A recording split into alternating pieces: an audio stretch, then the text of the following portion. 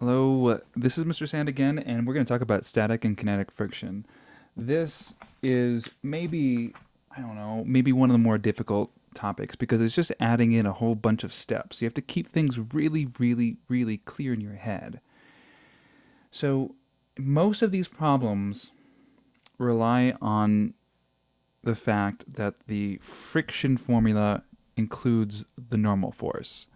So, just as a reminder, the friction formula is force due to friction. Now that can be static or kinetic. Friction is, let's see, what is it anyway? It's the normal force times, and then we have this little Greek symbol we call mu.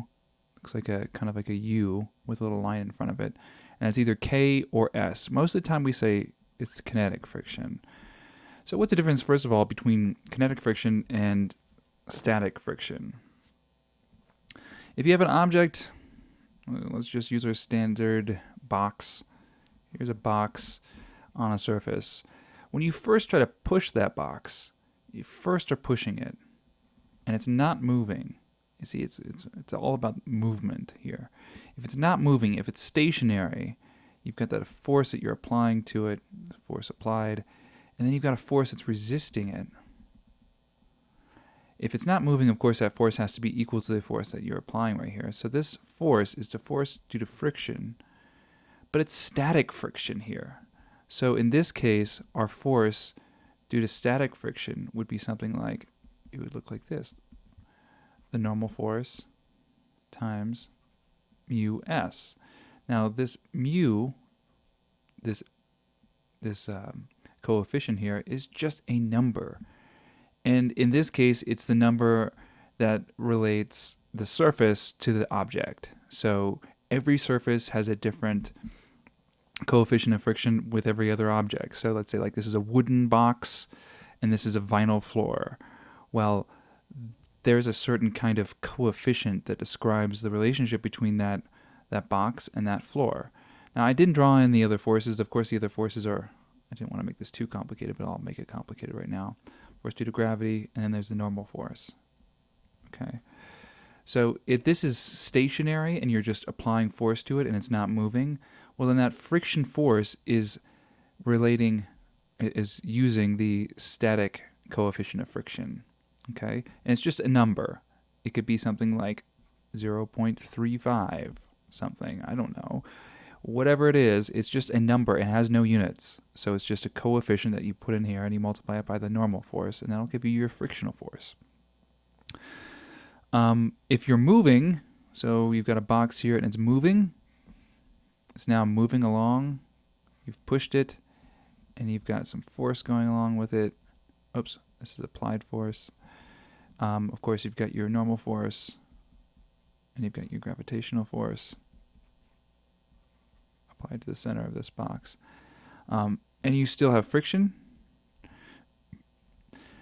This friction can actually equal this applied force over here if you wanted to. It could just be in constant motion, like having a constant velocity. But this now, since it's moving, is no longer using a static coefficient right here. This frictional force in this case is slightly different. It's normal force times mu, and then we use the subscript k for kinetic coefficient of friction. So this is the coefficient for static friction. Oh no. Coefficient, how do you spell it? Oh crap. Is it I-E-N-T or is it E? Oh, coefficient? I'm thinking it's I. That does not look right. I don't know. I just don't know. I'm embarrassed. Coefficient, maybe. Okay. This is a coefficient. Both of them are coefficients, meaning it's just a number. It's a value that is specific to whatever surface and whatever object you've got. So this is coefficient of static friction, and that's coefficient of static friction and coefficient of kinetic. This is if it's moving, you use this, kinetic friction. If it's stationary, you use static friction. That should be clear. But now let me tell you about these problems here. most of them, they involve you just figuring out what the normal force is, so you can plug it into this equation right here to figure out what the frictional force is. So it's all revolving around this normal force. So normal force is the key. All right, normal force is the key to these problems, to friction problems. Oh, hello. What happened? Friction problems. Okay.